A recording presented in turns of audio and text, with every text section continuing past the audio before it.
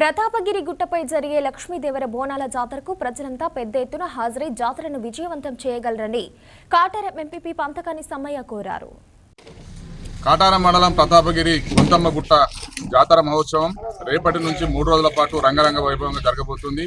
అక్కడ కమిటీ ఆధ్వర్యంలో విస్తృత ఏర్పాట్లు చేస్తున్నారు.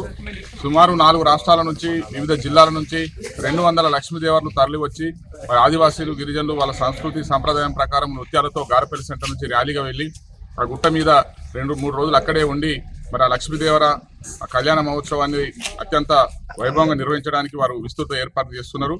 దానికి ఈ పరిసర గ్రామాల ప్రజలంతా కూడా పెద్ద ఎత్తున తరలి వచ్చి ఆ గొంతమ్మ లక్ష్మీదేవర యొక్క ఆశీస్సులు తీసుకొని మరి ఆయురారోగ్యాలతో సుఖ సంతోష వర్ధిల్లాలని కోరుతున్నాం.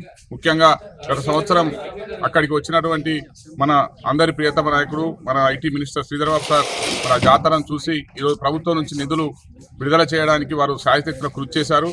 మేడారం జాతర నిధుల నుంచి కూడా వారు ప్రత్యేక నిధులు కేటాయించి అక్కడ సీసీ రోడ్డు రకరకాల పనులు చేయడానికి నిధులు విడుదల చేస్తే మరి ఫారెస్ట్ అధికారులు ఆ నిధులకు ఆటంకం కలిగిస్తూ అనుమతులు ఇవ్వడం లేదు.